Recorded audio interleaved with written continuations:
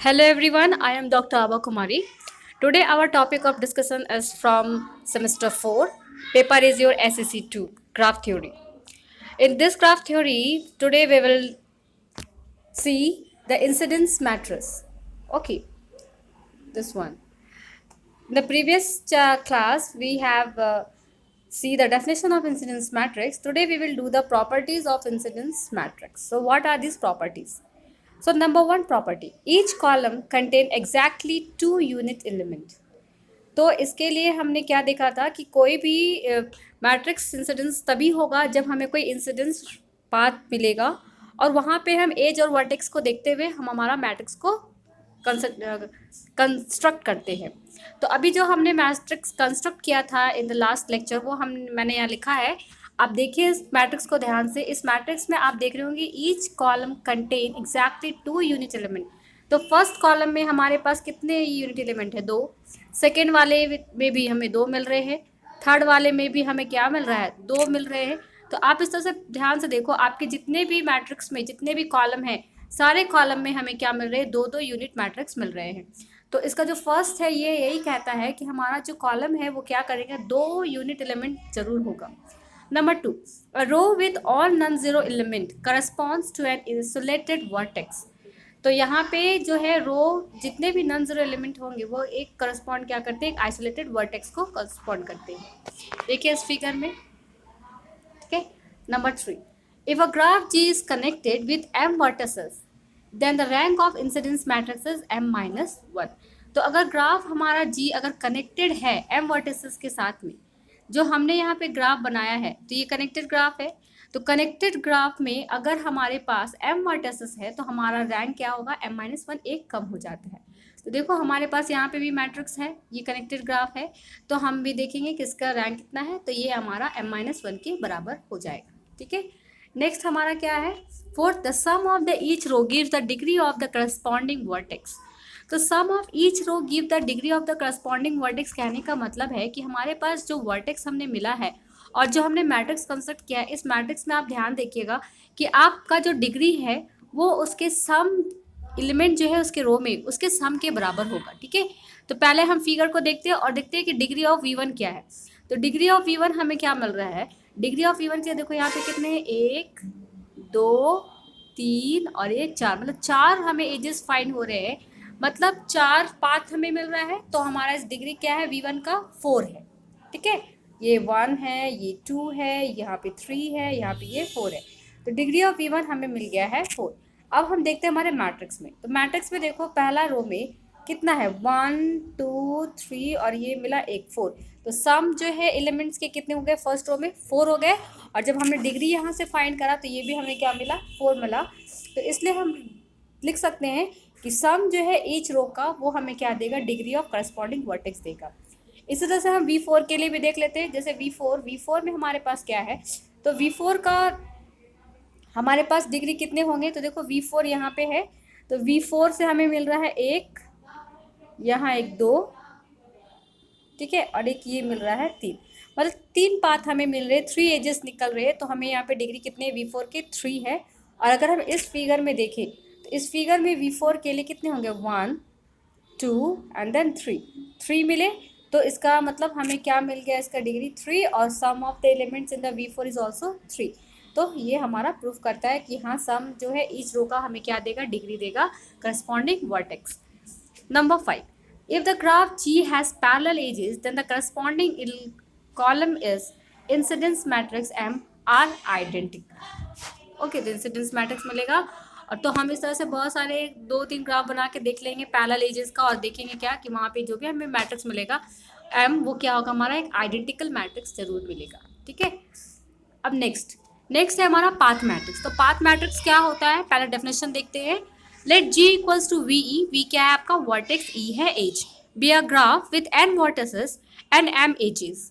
Late V I V J equals to V. हमने इसको लिखने का तरीका क्या है? ब्रैकेट में V I V J, V I क्या है? उसके करस्पॉन्ड कितने हमें मिल रहे हैं एलिमेंट वो होंगे। जे क्या है? 1 2 3 कुछ भी हो सकता है, equal to V. Let K be the different path between two vertices. Okay, याद रखिएगा हमें क्या लेना है? Different path between two vertices, fine. तो हमें मिलेगा पाथ, और पाथ हम लिखेंगे P V I V J equal to P I J, ठीक है। और पी आई जे हमारा क्या होगा वहाँ पे, वो 1 होगा अगर हमारे पास ith पाथ जो है jth एज को कंटेन करता है तो, और ये 0 होगा अदरवाइज, ठीक है। तो अब हम इसके एलिमेंट्स को लिखते हैं। तो देखिए हमने यहाँ पे 1 लिख लिया, और यहाँ पे हमने दिखा दिया कि अगर ये ith पाथ कंटेन करेगा jth एज को तो कितना होगा 1, और नहीं तो ये क्या हो जाएगा 0 होगा। तो इसे प्रूफ करने के लिए हमें एक प्रॉब्लम करना होगा। तो चलिए हम एक प्रॉब्लम करते हैं। जैसे हमने यहाँ पे एक प्रॉब्लम लिया, ठीक है। इसमें हम बोल रहे हैं find the path matrix between V3 and V4 in the following graph. तो V3 और V4 के बीच में, अब यहाँ ये नहीं कि हम V1 V2 अपने मन से कुछ भी निकालेंगे। हमने जो क्वेश्चन में दिया गया है, जो ग्राफ दिया है, उसके अकॉर्डिंग हम यहाँ पे फाइंड करेंगे कि हमारा वो क्या है, पाथ मैट्रिक्स क्या होगा और कितना होगा, ठीक है। तो अभी फिगर आप देख लीजिए ध्यान से। तो हमारा फिगर में देखो क्या है, V1 V2 V3 V4 V5 V6 V7, V1 है, V2 V3 then V4 V5 V6, 6 vertices हमने लिए, ठीक है। और 6 वर्टिसेस को फिर हमने ज्वाइन किया है, और ज्वाइन करने के साथ हमने इसके एजेस को भी नाम दिया है। एजेस का जो हमने नाम दिया है वो क्या है, तो एजेस जो है वो हमारे पास है, पहला है E1, फिर E2, फिर E3 E4 E5 E6 E7, हमने 7 एजेस ड्रॉ किए, ठीक है। तो अब इन सातों एजेस का हम देखेंगे ध्यान से कैसे हमने वर्क करा है। तो हम पहले क्या करना है, हमें पाथ मैट्रिक्स फाइंड करना है। तो हमें ये देखना है कि पाथ मैट्रिक्स में होता क्या है, कैसे हम पाथ मैट्रिक्स को फाइंड कर सकते हैं। तो पाथ मैट्रिक्स में हम क्या है, V3 और V4 है ना, तो हम पहले V3 और V4 को पकड़ेंगे। तो हमारा V3 V4 कहाँ है, देखो ये है हमारा V3, और हमारा V4 कहाँ है, ये है हमारा V4। तो हमें जाना है V3 से V4 की तरफ। तो V3 से V4 हम कैसे जा सकते हैं, या तो E8 से होते हुए E5 के होते हुए हम V4 पहुँचेंगे पहला। तो हमने पहला जो पाथ कंस्ट्रक्ट किया वो है E8 E5, ठीक है। अब दूसरा है, या तो हम E8 होते हुए, देखो E8 लिया, फिर इस पाथ से होते हुए E7 से वापस इधर होते हुए E3, ठीक है। तो दूसरा हमारा पाथ क्या मिल रहा है, देखो E8 E7 and then E3। तो हमने E8 E7 E3 रखा।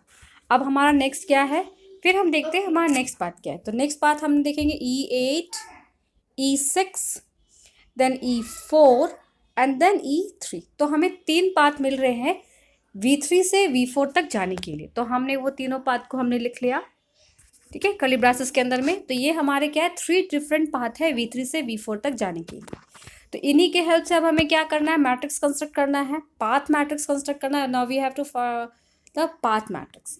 तो पाथ मैट्रिक्स कंस्ट्रक्ट करने के लिए हमने इसको नाम दे दिया P1 P2 एंड P3, और ये हमारा एक मैट्रिक्स ड्रॉ करेंगे, ठीक है। तो ये कैसे हमारे 3x8 का हमें मैट्रिक्स मिलेगा, ये है 3x8 का हमें मैट्रिक्स मिलेगा।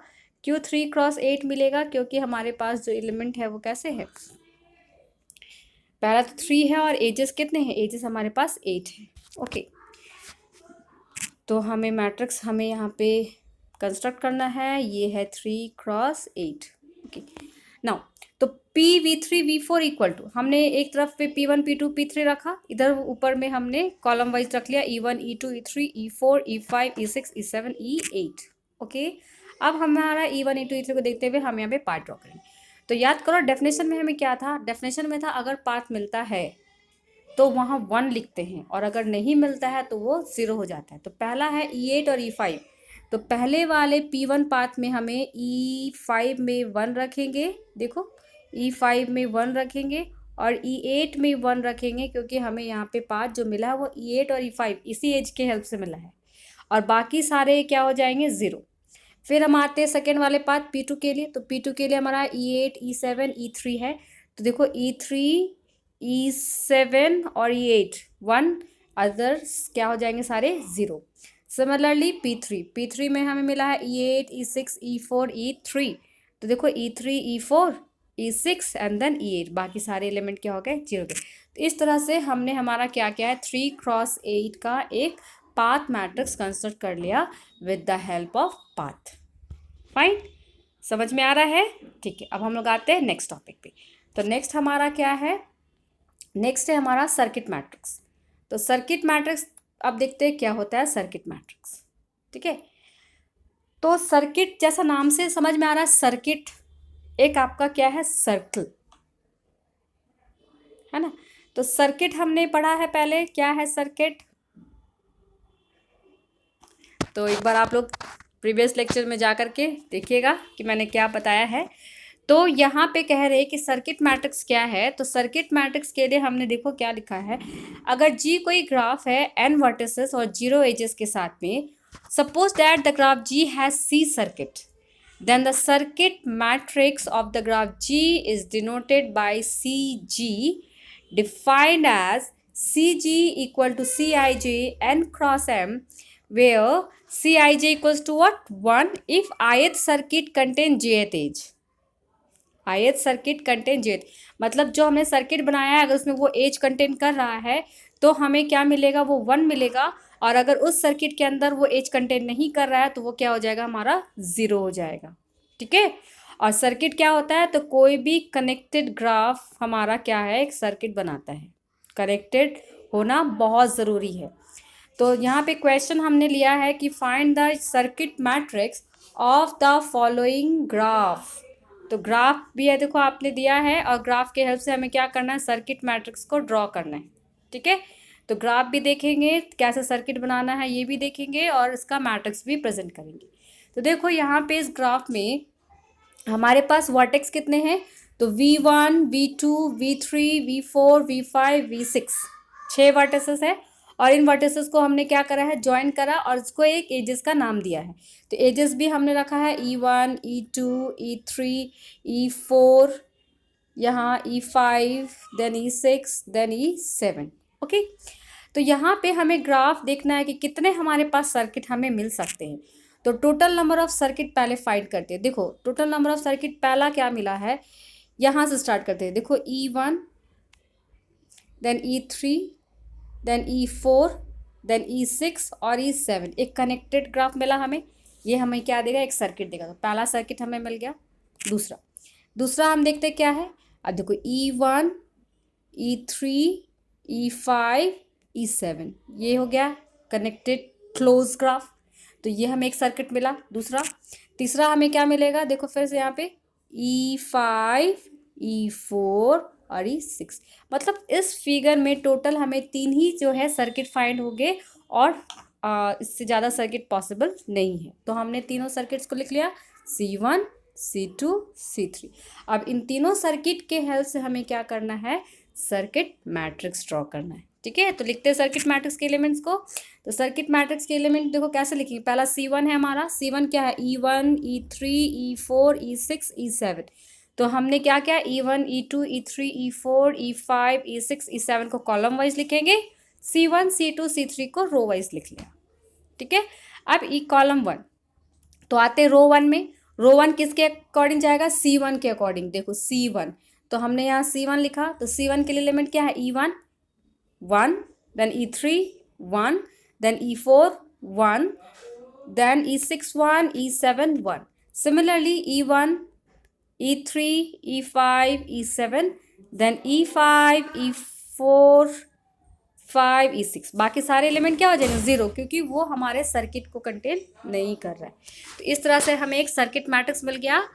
आई होप आप सबको बहुत अच्छे से समझ में आया हो। If you like my video then please press the like button and please subscribe this channel so that it will reach to the student who really need it. Okay, and if you have any doubt, any query, then give me a comment in comment box. Thank you all.